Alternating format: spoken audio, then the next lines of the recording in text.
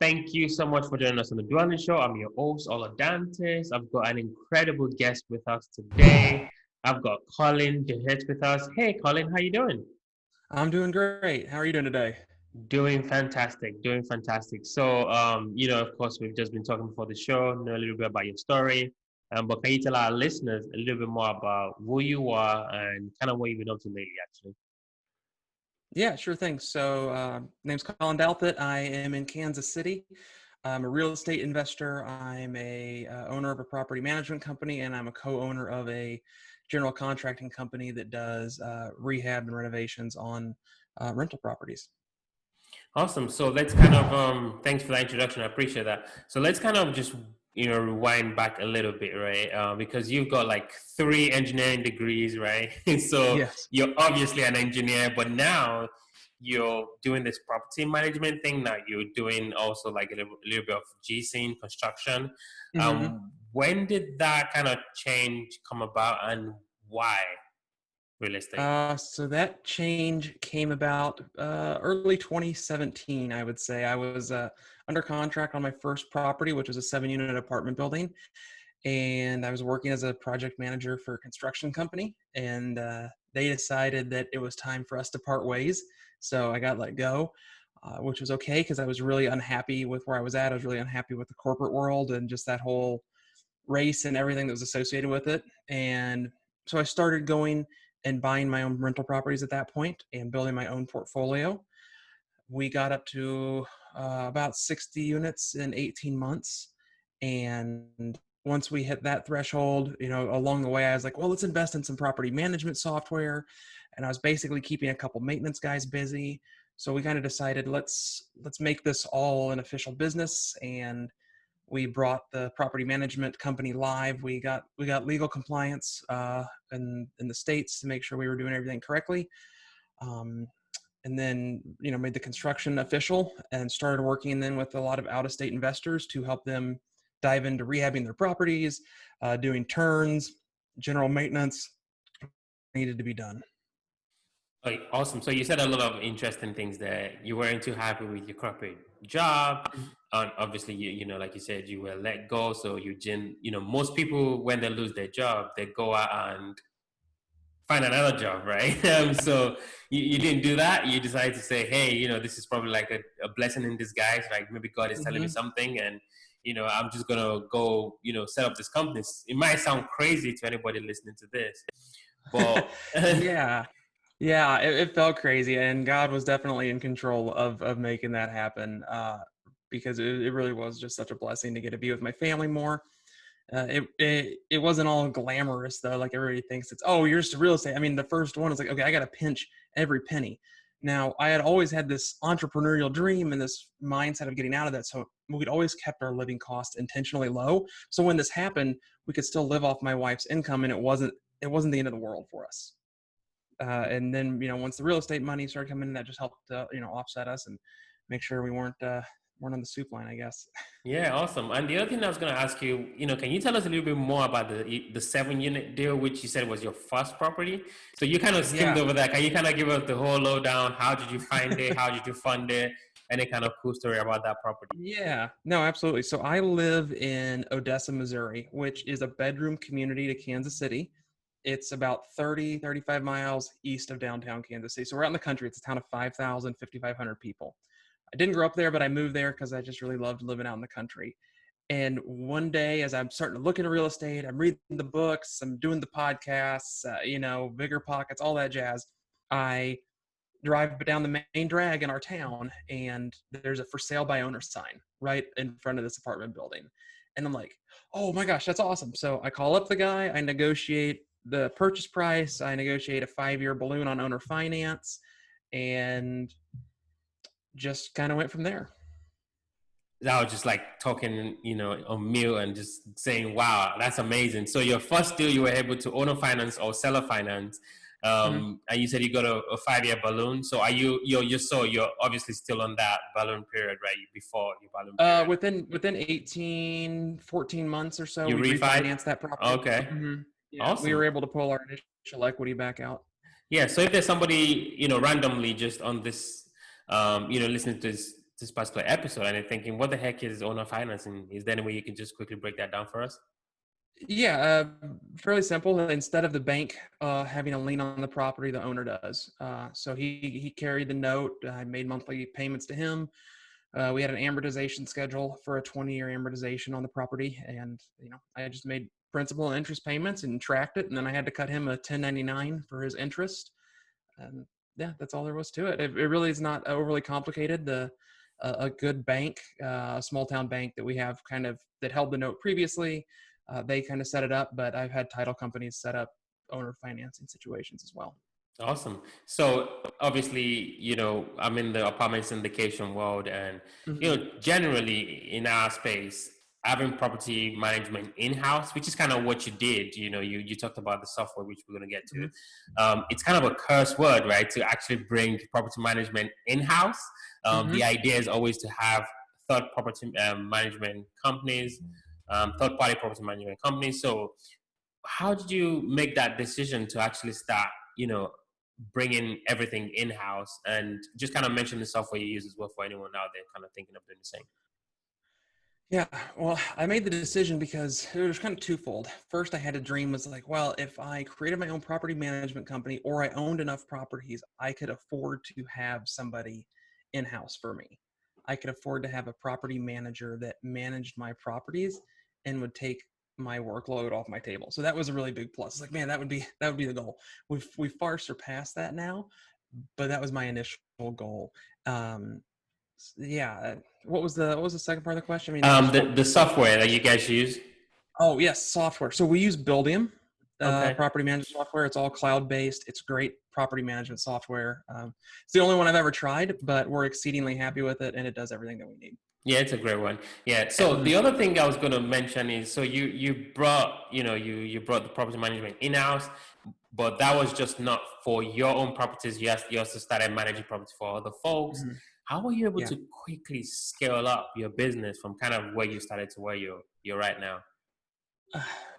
Networking, strategic partnerships, bigger pockets, LinkedIn, those have been the big drivers. I've been in touch with some really big players in Kansas City, and then they've kind of started using me as a referral for their preferred property management company.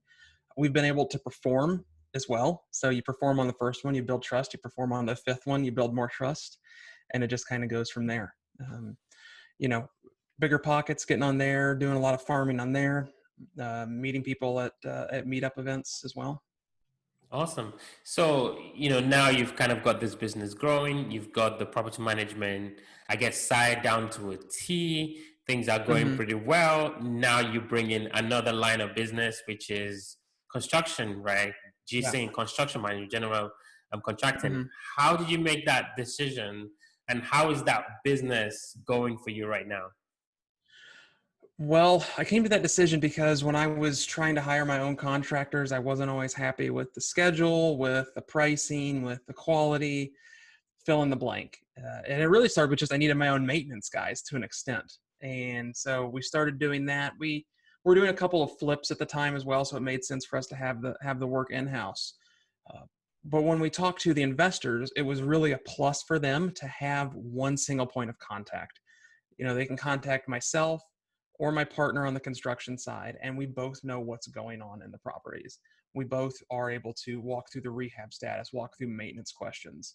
And that's just really what they've appreciated instead of playing the blame game between a property manager and a contractor. And I've seen that before. Yeah, I'm just, I'm just in awe of what you've done because, not only have you scaled so quickly, but then now you're adding, more. So that means you're obviously ready to add more, I guess, activities, line of business, to what you got going on. So kudos to you on that and that, kind of quick growth. The other thing that I wanted to touch on was faith, right? You mentioned that. How has that really helped you? Because, we all have, I guess, tricks up our sleeves, and in, what has worked for us, in this business, or what I like to call in this game. So obviously, faith has played a big role, in your career. Do you want to talk a little bit more about that? Yeah, absolutely. So there's in everybody's life, there's the obstacles that you have to overcome, unforeseen circumstances, and having faith in God in that relationship has been able to pull me through some of those unforeseen circumstances. Or maybe you don't always know why something's happening, but you look back on it retrospectively and you can see, wow, okay, there was really a plan there. I've been able to hire so many people from within my church too, which has really been a blessing, to give them opportunities to work. And then, we know their kids, right? They're involved in our youth group, they're co-leaders with me, whatever it may be, and know that we're helping to provide for their family has really been a blessing and a responsibility at the same time. Yeah, no, definitely. There's one thing I wanted to touch on before we kind of jump into the quick round here is, and I have a different school of thought, but, a lot of people say, hey, bond the boats, quit your job and just jump into real estate, right? And you see that on Bigger Pockets, you hear in a few podcasts and people, for me, I don't really think there's a right or wrong way. I just think if you have a good paying job, that's probably not something you want to jump out of, especially now with COVID-19. But that's a different conversation. So, what are your thoughts on that? Yeah. So with the burning the boats, how do you do that? How do you do it effectively? I don't think I was quite to the burn the boat stage. I was probably about 6 months away from that before I got let go. However, I don't think that's always the wisest thing to do unless you have a serious amount of cash setting aside, or you already have something in the coffer. Because everybody's like, well, real estate, yeah, it's going to generate, I need to have this many units generating $200 per month per unit. And okay, this is what I'm going to need. That's all good and well until you have a bunch of issues come up. You have non-payment of rent, et cetera, et cetera. So I Yeah, can't say it's that I fully believe burning the boats. I would burn the boats on, if I had another company that I was starting, I wouldn't burn the boats until I had about 50% of my income replaced through real estate. right. Yeah, it's that classic line, right? Everybody has, from Mike Tyson, everybody has a plan until they get punched in the face. So Yeah. yeah, Yeah. and in real estate, you might get a few swings at you. So not Mhm. literally, but figuratively. Yeah. Yeah, We my philosophy, I guess not we, my philosophy has always been, whatever side hustle I'm starting, whether it's buying real estate or starting a property management company, I've always done it all myself until I was working 12-hour days and on my computer at midnight, and then was like, I need to bring somebody on because then I can justify the growth and the expense. So until your real estate is consuming all your free time, I would say, continue to have that base income, but then there's something to be said for golden handcuffs. It's a tough yeah, one. it's an interesting one. Definitely, definitely. Hmm. So, last question. From everything now, you're growing the company, like you said, you're helping the community. You're doing, good work. If you were to start again, right, kind of rewind back 2017 when you started, what would you do differently? I would avoid one of the deals in particular that has caused me a lot of headache. Tell us more. We bought a package of 16 single family homes that had a lot of deferred maintenance. And we were like, well, we'll just cash flow the rehabs on those. We just took out we didn't do a construction loan. We just took out a purchase loan. And then we had some high vacancies due to the fact that we were actually making tenants pay and just natural turn.